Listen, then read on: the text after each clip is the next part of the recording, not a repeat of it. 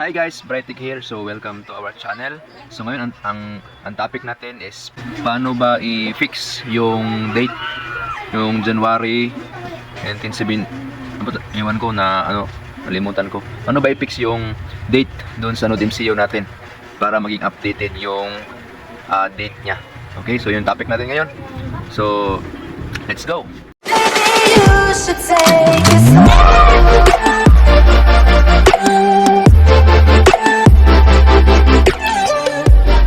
Okay, so syempre, open muna natin yung ating browser. Okay, so ito, nandyan na yung aking isang bindo. Okay, so ito yun. Okay, dito. So, tingnan nyo yung akin, guys. Yan, January 1, 1970. Oh, January 1, 1970 pala. Okay, yan kasi yung common na problem na nagpo-post doon sa ating common problem doon sa ating page, sa group natin. Yan, 1970. Yan yung problem. Okay, so off natin yung winbox natin. Dito tayo sa winbox. Ito yung isa kong dito yan. Okay, so unang gagawin natin, syempre gawa natin siya ng address list. Yan, so sa firewall lang, tapos at lang, pangalanan nyo lang ng window, tapos yung IP address, syempre yung naka-static na IP address. Okay, dito lang natin. Yan, apply. Okay, yan. Okay, yan na yun.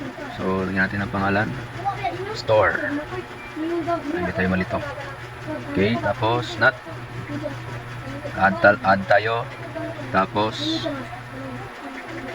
destination not. Punta tayo sa protocol, UDP syempre, destination port 123 lang. Okay, advance. Dito natin select yung create natin doon sa address list.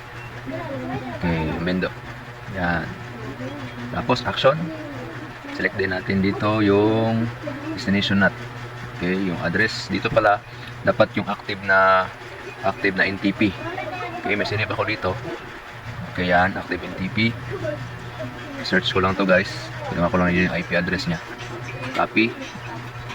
Okay, so tapos lagyan natin dyan to address, paste, port. Yan, 123 port 123. Apply.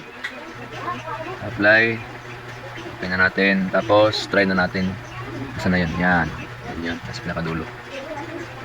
Try natin kung active ba, kung start lang natin tong ating Node MCU. Enter then. Ito guys, tingnan natin kung kaya ba, kung mangyayari ba ang gusto nating mangyari. Okay, admin. Okay, ito. Ayun.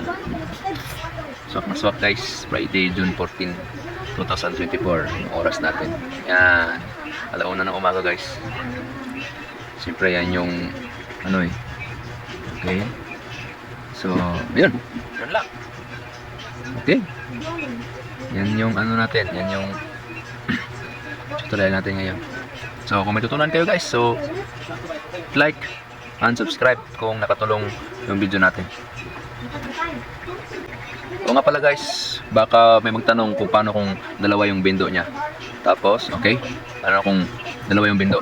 Siyempre, teka ha, tingnan ko lang to kung yan.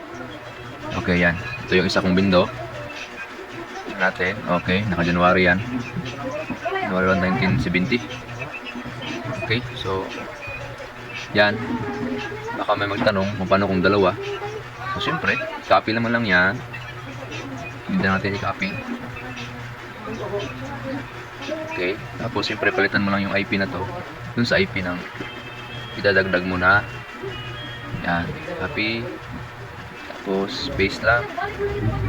Yan lang natin yung mga existing. Okay,